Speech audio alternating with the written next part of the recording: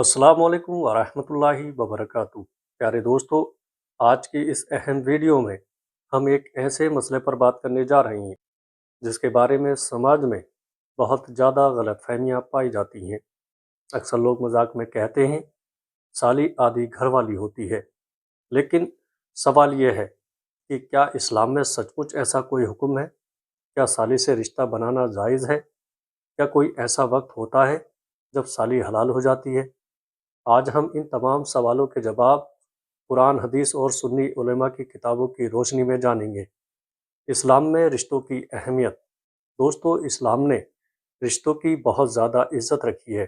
قرآن شریف میں اللہ تعالیٰ فرماتا ہے اور رشتوں کو کاٹنے سے بچو، سورہ محمد آیت 22۔ اس آیت سے پتہ چلتا ہے کہ اسلام چاہتا ہے کہ انسان اپنے رشتوں کی حفاظت کرے۔ بیوی، سالی، ساس، سسر، یہ سب رشتے بہت اہم ہوتے ہیں۔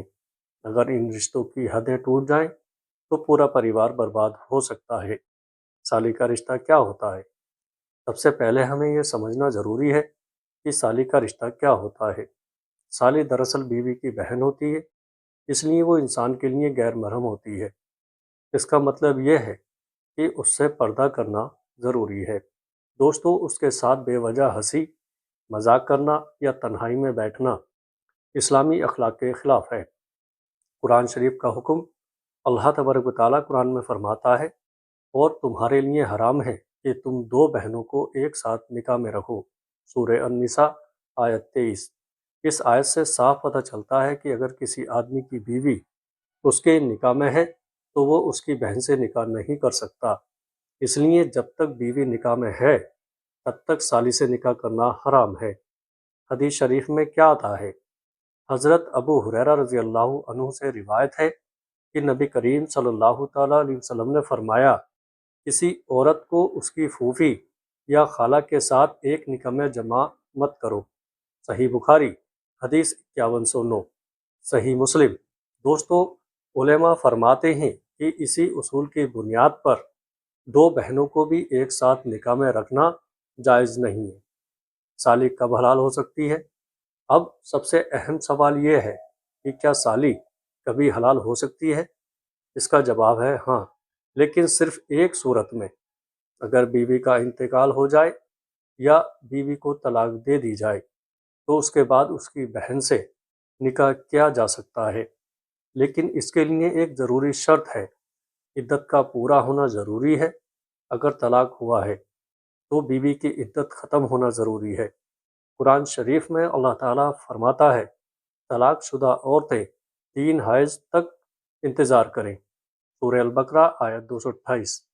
جب تک عدت پوری نہیں ہوتی تب تک سالی سے نکاح کرنا بھی جائز نہیں ہے۔ پیارے دوستو، سنی کتابوں میں کیا لکھا ہے؟ فتاوی عالمگیری میں لکھا ہے، دو بہنوں کو ایک ساتھ نکاح میں رکھنا حرام ہے، لیکن اگر پہلی بیوی کا انتقال ہو جائے یا طلاق ہو جائے تو اس کی بہن سے نکاح کیا جا سکتا ہے۔ فتاوی عالمگیری کتاب النکاح۔ اسی طرح بہار شریعت میں بھی یہی مسئلہ بیان کیا گیا ہے۔ سالی آدھی گھر والی کہاوت ہمارے سماج میں ایک مشہور کہاوت ہے۔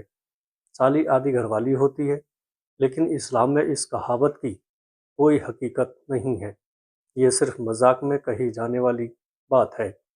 دوستو، شریعت میں اس کا کوئی ثبوت نہیں ملتا۔ غلط رشتوں کے نقصان۔